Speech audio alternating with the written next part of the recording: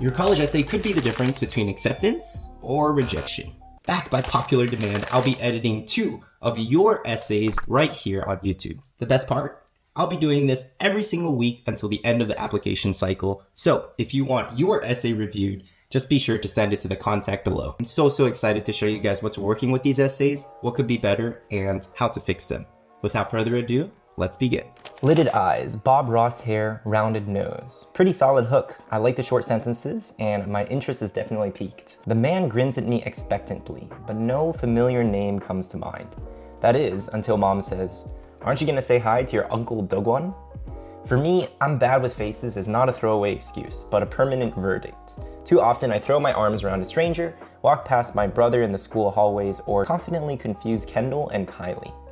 Okay, so here we have kind of a very approachable problem. We've all confused someone for someone else, or maybe we didn't recognize someone, especially if it's like this kind of awkward family member. I won't say it's an incredibly unique problem per se, but it's actually kind of powerful in the sense that it's very approachable. When it comes to these essays, I'm gonna highlight everything we consider problem in red. However, problem isn't just like terrible things happening to you. It's not just your issues, but it's also any background information, any kind of context. So if you're like, today the sky was blue, we actually call that problem. That's not necessarily what's gonna get you into college. What's gonna get you into college is the solution. And one thing this guy does incredibly well is that he gets to the solution in the 3rd paragraph, right? We only have 72 words of problem, and instantly this guy starts diving into the solution. What's really cool is that this is a very unique solution in comparison to a very normal and mundane problem. So ordinary problem, unordinary solution, yes, so far so good. Which is why I created the 200-row people in my life spreadsheet. Flipping through the school yearbook, I recorded the defining features of each face. Mr. Craig, small ears, arched eyebrows, mole above lip. Julie, bow-shaped lips, square jaws. I often studied these descriptions well past midnight, imagining Julie's face light up when I finally say, "Hey Julie," during AP Psychology. Guys, take notes. Super simple way to upgrade and improve your essay by 5-10% is to replace, "Oh, my math teacher," "Oh, my classmate in AP Psych," with the specific name. You don't actually have to use their real name. You can use a pseudonym to kind of like protect their identity, but using names makes it far more specific and memorable. And I promise you, this is like a very simple tip, takes you less than 5 minutes to implement, and yet it will improve the quality of your essay by 5%. He doesn't just do this with Mr. Craig, but he does it with Julie and Kendall and Kylie and Uncle Dogwon, Bob Ross hair, right? So those proper nouns is what makes this essay this student's own. Let me write this down because it's so key, but specificity equals authenticity. That's how you make your essay one of a kind that other people can't duplicate, right? You use proper nouns. So simple, so powerful. But when I returned to the spreadsheet during classes or speech tournaments, I found my descriptions too subjective. What even were bow-shaped lips? Is that a hawk nose or a fleshy one? I needed a better solution to face, get it, this problem. Amazing kind of narrative arc in terms of the fact that we have a solution and then we run into another problem. This is an essay that definitely focuses a lot more on intellectual curiosity, but at the same time, we have creative expression. Back to the essay. Jumping from PubMed papers to pixelated conference recordings, I researched the neuroscience behind facial recognition, from the fusiform face to the bilateral lingual gyrus. Gyrus? Okay. Moving on, MRI scans initiated me into the secret behind facial recognition. The face name mnemonic, where an image or story related to someone's name is associated with their defining facial feature. Okay, so pay attention here, guys, but we gotta be pretty careful. This is problem. MRI scans initiated me. I would say that this is basically the student kind of saying a cool fact, but it's not exactly clear how the student is using the information. Basically, they're telling us like a really cool scientific tidbit. I'm not necessarily interested in what you learned. I'm actually a little bit more interested in how you learned it. Like you could have learned this just by watching a video or reading a Wikipedia article for 5-10 minutes. So in order to make this stand out and to elevate it, we need to know, how did you research? Maybe the student went down a 10-hour rabbit hole and started watching TED Talks related to neuroscience, started reading, You know, you say PubMed papers over here. However, how many PubMed papers? Was this 5? Was 10? Was this 35? What were the names of these papers? The more specific, the better. What professors? When were they published? So we're really interested in the how. Some of it can be reading, but it would be even better if the student said, oh, I also started emailing the professors whose papers I read. I started asking them questions. Now that's really above and beyond. Do you guys see the difference? Truly, anyone can honestly research the neuroscience behind facial recognition. So we still have to push a little deeper. The really good news is that you can still do this in August. You can start emailing these professors even if you just have 2 weeks left until the deadline. And that's a really, really cool way to show more proactivity and curiosity. You feel me? I rush to ask all my friends, teachers, and distant relatives one question. What's a cool story about your name? This is a really cool solution. I like that he's kind of branching away from the science and we're getting a bit more into the humanities, which is very, very good. These days, many top colleges, Harvard, Yale, Princeton, ultimately these are liberal arts colleges, and they like to see a fusion of STEM and humanities.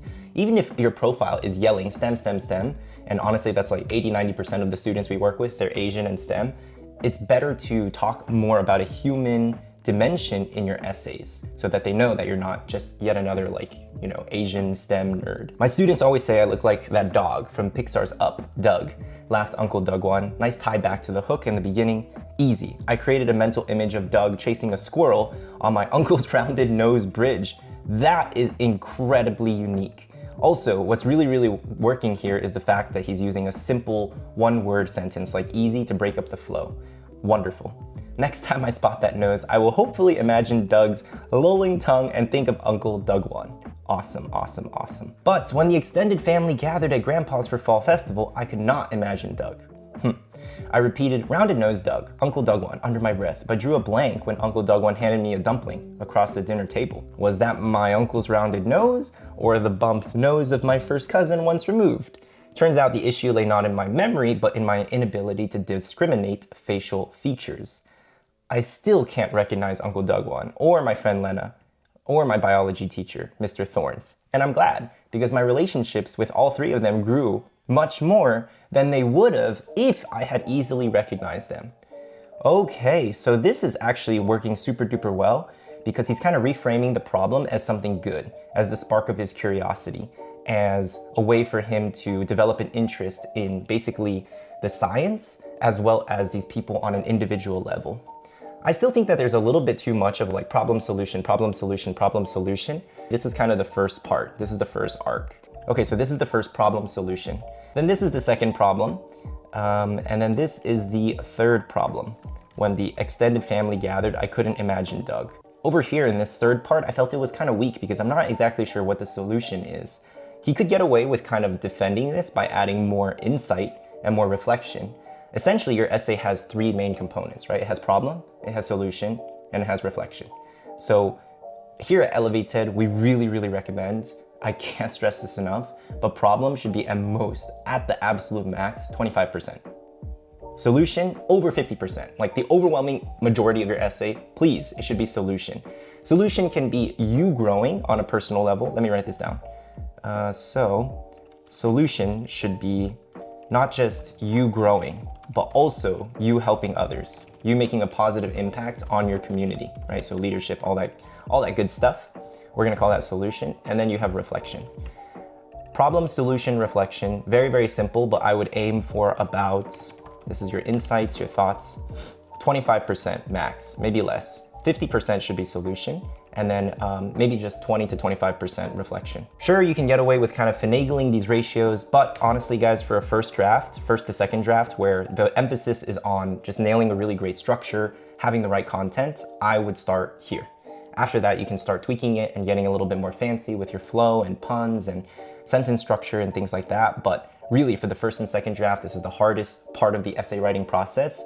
You want to make sure that you are baking a solid cake before you start kind of decorating it with all this wonderful frosting. All right, let's take a look at this last section. Just by asking about his name, I discovered Uncle Doug One's secret identity, a high school teacher who jokes about Pixar movies with his students. I empathize with Lena, who confided that she despises her Western-sounding name because it represents a disconnect with her Korean heritage. And I learned about Mr. Thorns' grandfather, who had escaped from a cult and adopted the name as a form of empowerment, which segued into a lengthy conversation about the power of names and labels. I used to believe that remembering a face would make me a better niece, friend, and student.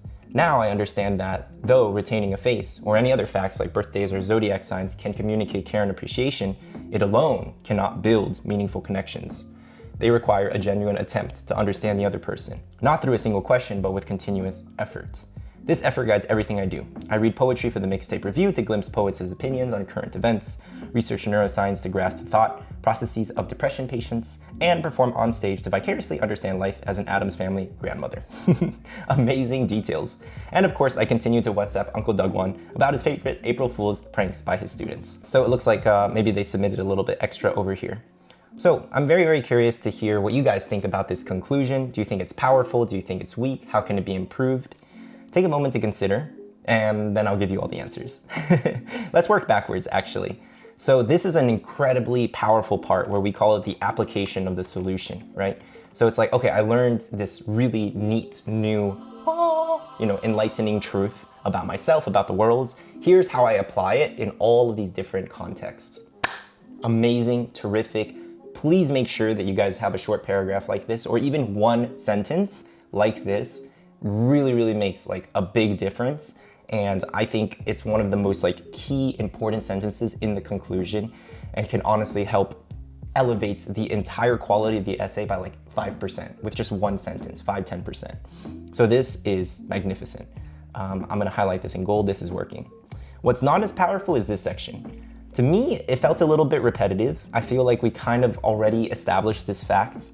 And the other thing is there are some obvious statements, right? Like, oh, you have to genuinely understand the other person. This is a sentence where if I read it or a teacher reads it or even your friend reads it, they might just shrug and be like, that's kind of obvious, right? Like, no duh, it requires a genuine attempt. So honestly, this sentence shouldn't really be here. Not through a single question, but with continuous effort. Even this, you need more than one attempt. You need continuous effort to understand someone. Also pretty obvious. So we can kind of remove that. It also just feels a little bit repetitive at this point. Let me zoom out for a second. And taking a look at the whole essay at its entire narrative arc, I would come up with maybe 3 or 4 key suggestions. We have our own essay rubric here at Elevated, and honestly, for August 12th, this essay is in amazing shape. It is one of the best essays that I have read at this point in time of the year. And I would rate it a very solid 7. A 7 is good enough to get you into Harvard and Yale. That being said, I think with just like 2 or 3 more drafts, this essay can definitely get to an 8. For this essay to get to a 9, the insight and the conclusion at the end really needs to be amazing. We can't have any of those obvious statements. But before we talk about going from 8 to 9, let's talk about going from 7 to 8, which is probably where a lot of you guys are. And this can really, really be the difference maker between acceptance, deferral, and rejection. Alrighty, after some further reflection, I focused on 4 key areas to improve this essay from a 7 to an 8. Number 1 is the problem solution ratio. If we really zoom out and we take a look at what is red and what is green, you can even see that in this section, it's more like 50-50, when really we can get even more ruthless with the problem. Same thing for part 2, right? Some of it is still 50-50, problem solution. Part 3, there's still like problem solution. It feels more 50-50 as opposed to more like 25% problem and then 50% solution. Try to make your solution just twice as long as your problem, right? That is the main idea here. That's the crux. Number 2, we already talked about it, removing repetition, obvious statements in the conclusion in that last third. Now, number 3, ultimately, college is an academic institution, and they want to see you really flex those, academic muscles and show off your chops. So this section here, where instead of just 2 sentences, I wish there were 4 sentences. I wish this guy also mentioned even more proper nouns. We do have, these concepts here are good, don't get me wrong. Are they sensational? Are they mind-blowing? Not yet. Another thing I want to bring your attention to is this rubric that we created here at Elevated. We use it every single year to help our kids get into top 20 schools, their dream schools. And right now this essay is very much what we call an ICE essay. Let's see if I can annotate. Okay, an ICE essay. So this essay, let's focus on the good parts here, which is number 4. As you can see, the essay captures initiative. We do see the initiative. I wouldn't say it's insanely inspiring. That's the difference. Maybe it would be really nice to talk a little bit about how this student creating the spreadsheets, maybe he taught this to someone else and he kind of spread this joy of getting to know people deeper, first through science and kind of a more meticulous analytical level, and then on a more personal and human level. He's saying like, oh, I went through this kind of narrative arc and journey. What if he taught his younger cousin at a family function to do the same thing? Mwah. Now that would communicate a lot of leadership and impact. Okay, over here is curiosity. So the curiosity is also good, but I think it can go even to the next level. What he's described here is something that would be impressive for like a 9th or 10th grader, but for like a 12th grader, we want to see not him just passively absorbing the material, but what if he also contributed to the body of growing material? He's doing his own research, he's writing, he's creating something instead of just absorbing something. Do you guys see the difference? And then this over here is expression. Expression really is ultimately about creativity, right? So I thought the most creative part was really the first third where he makes the spreadsheet. Then there's not as much creativity in parts 2 and 3. So that's kind of my big critique for those bits. Then lastly, it's kind of this point I just touched upon, but if the character feels a bit too passive, especially in this section, and I think a lot of you guys are going to struggle with this issue, active versus passive characters. Instead of saying, oh, I empathize with Lena, I learned about Mr. Thorne, that just kind of feels like you're just sitting there and they're talking to you and you're kind of remembering a few cool facts. So not exactly demands admission to Harvard yet. If it says, I didn't just empathize with Lena, but I also did X, Y, and Z. Or, my empathy with Lena was a two-way street. She told me this, I told her that. We bonded over this shared connection. That's already way better. You don't want to just be sitting there like a rock and then somebody is telling you something, or you're just, passively absorbing something, reading something, watching something. That's not enough. But it's a good start. Again, for August, honestly, it's kind of incredible. Stepping aside, guys, your Common App essay is one of the most important things, stories, narratives you will ever write in your entire life. Please take this process seriously and you'll still remember it even 5, 10, 15 years down the road, especially if you did a nice job and it's not just about the acceptance letter, it's about discovering who you are, who you want to be. You know what I mean? And that is so much more powerful than any kind of external validation. All right, moving on to the next essay, Student C. And the reason I really wanted to break this one down is because it's about the most popular major ever, computer science. So for you engineers who feel like you're not the best writer, pay attention because this is gonna help you so much, it's not even funny. Student C, quantum software equals math love plus computer science passion. This was my code for chasing problems that make my brain ache, but it was just the first iteration of the algorithm. Okay, not a bad hook. I have seen other students use a very similar formulaic hook, literally a formula, in the past. Like, you shouldn't be ashamed to use the montage structure that we talk about. You shouldn't feel ashamed to use tips like the humble brag. These are recipes that exist and it would be kind of silly not to use them. So far so good. I wake up surrounded by crumpled paper and eraser shavings, left in the aftermath of trying to understand Shor's algorithm. Thanksgiving break had just started and I chose to spend my free time scribbling notes on quantum computing videos.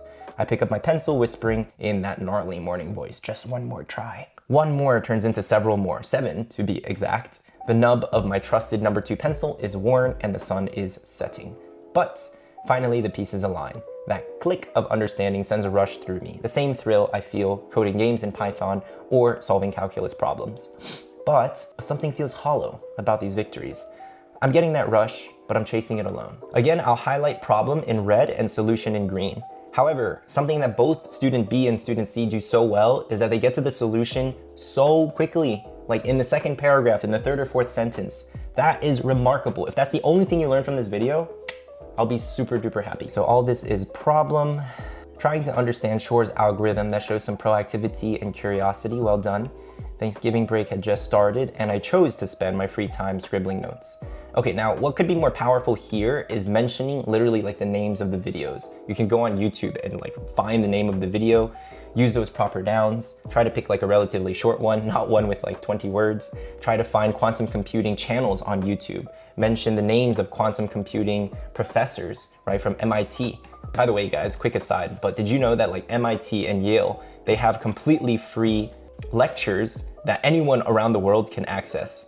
So here there are just tons of brilliant lectures about microeconomics and computer science, awesome for STEM. If you're more of a humanities person, you can take a look at Yale courses over here.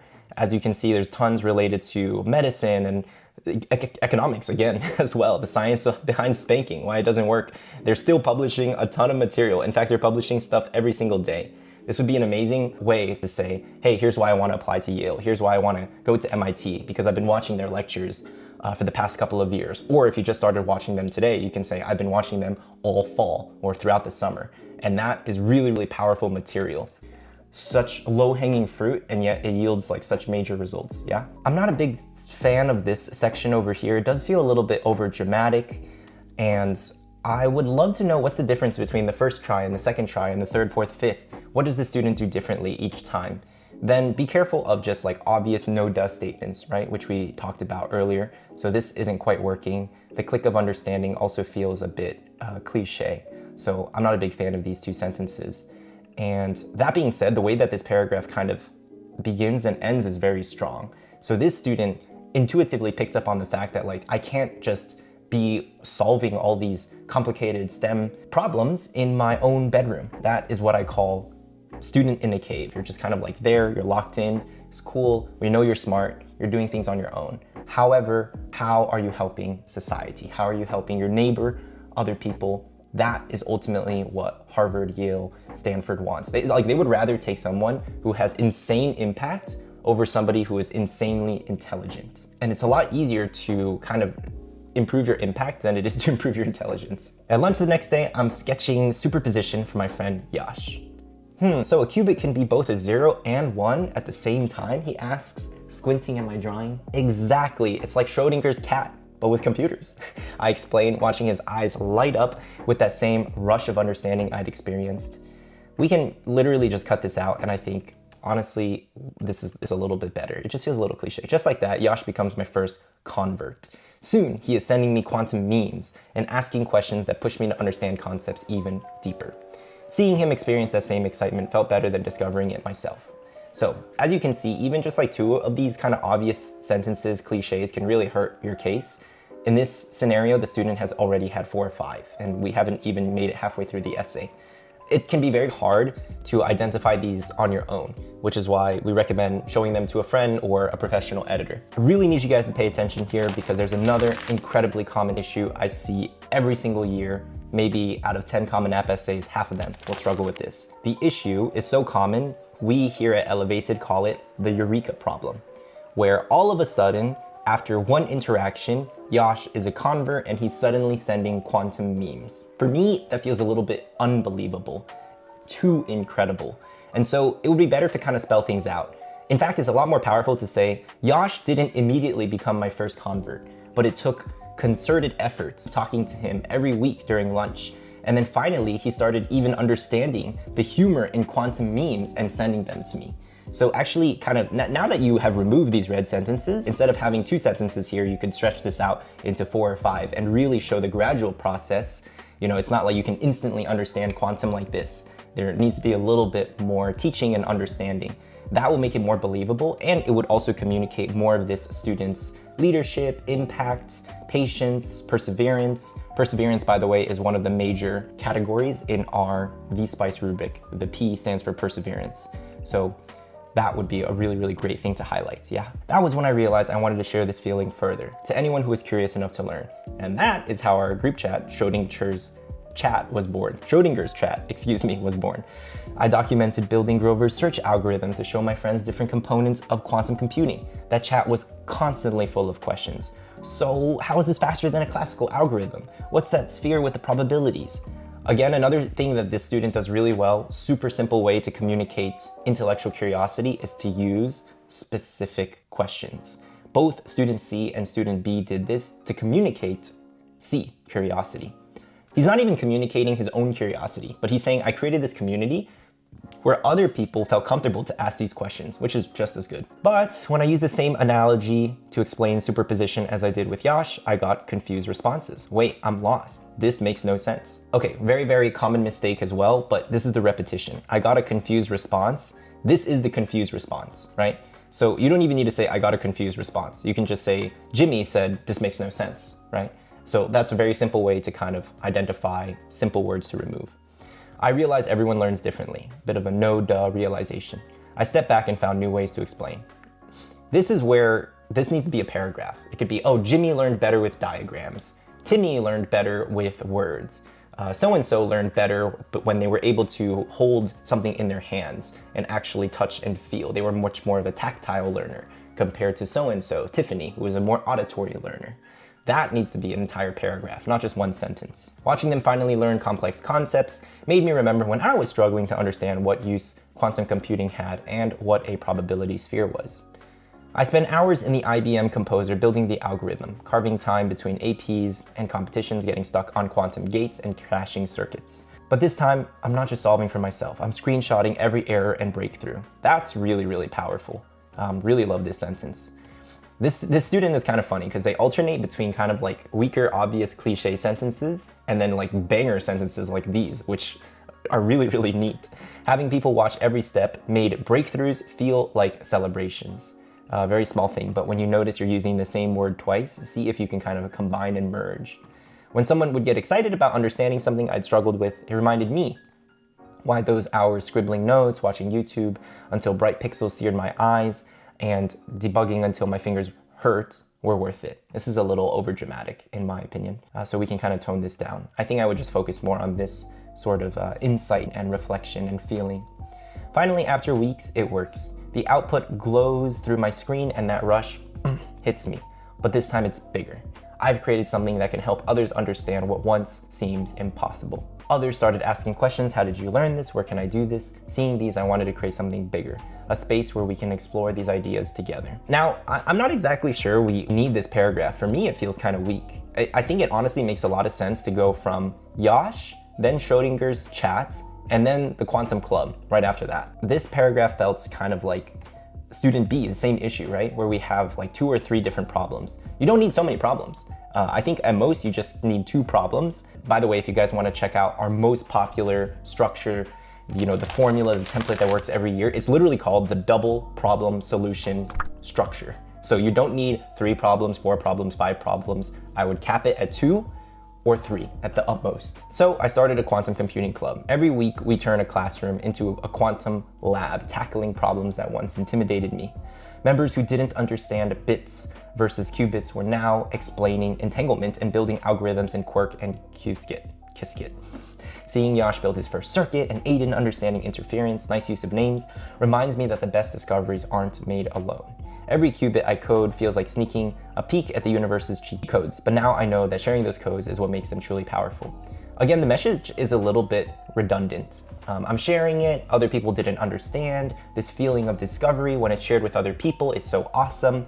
All that is true, don't get me wrong, and that's a very good insight to arrive at in the first half. Now it's time to take it to the next level. So rather than saying like, oh, it's not just that sharing these codes is what makes them powerful. You know what? It's about how we share the codes. We share them with humor. We share them with love. We share them with questions. We share them every hour of the day. Our chat is always popping off. That is where things are getting a bit more specific and powerful. So you can talk about the how, the methodology. You could say it's not just sharing the codes that makes this community special. What also makes this community special is da da da da da da da. So thinking about, many students at the end of the day have started a computing club. Some have also started a quantum computing club. So my question to student C is, what makes your quantum computing club special? If you're like, we have really funny, quirky traditions. We have taken over this Panera, and every week there, we talk about quantum so often that even the Panera employees have learned some quantum lingo. Try to think about what makes this club special, stand out, different, unique. That's really what's going to help you get into whatever dream school you want to get into. Last 2 sentences, my code has evolved. Quantum software equals math love plus computer science passion plus community impact. A bit of a simplistic formula. I think we can do more. I think the formula could be more impressive. We can add not just 1 new variable, but maybe 2 or 3, or maybe we use multiplication or we use division instead of simple addition. Because it is one thing to solve the impossible problem, something else entirely to watch someone else solve it too. The message is getting a bit repetitive. And as you can see, this is not just a problem with 1 student. It happened with both students, and I promise it may happen with your own essay. So be very, very ruthless with the repetition. You can repeat something maybe twice if you really want to emphasize it, but don't repeat it 3 times, 4 times, 5 times. Or what would be even better is you can repeat it in different points of your application. So here's what I mean. If this student mentions this idea of sharing discovery and passion, Here, he could also have his recommender say the same thing, but tell a different anecdote from a different lens, from a different setting. That kind of saying the same story but approach from two different angles, that builds cohesion, continuity, and that is very, very hard for the admissions officer to ignore. That's where you can use repetition, something that is traditionally viewed as a weakness, to your advantage. Does that make sense, guys? From the bottom of my heart, I really hope you guys enjoyed this video. All I ask is you like, subscribe, that would mean the world to me. And again, if you want your essays to be considered, edited by yours truly for free on YouTube, simply email the contact below. I promise we'll keep an eye out. Your essay will be read, it will be considered. Unfortunately, I can't edit and review every single essay for free, but I want to make sure I can do this every single week and just learn together, grow together. It's not just about writing a common app, it's about building a community and helping us become better storytellers together. Because the skills that you guys are learning here today, they're gonna pay dividends, not just for getting into college, but getting your first job, getting into grad school, marketing yourself, sales, all persuasion. All of this matters, not just now in the next 3 months, but they will matter for the next 3 years, 30 years even. As always, thanks so much, my dear virtual little sibling, for sticking until the end. Enjoy this little breakdance video as a token of my appreciation. Peace.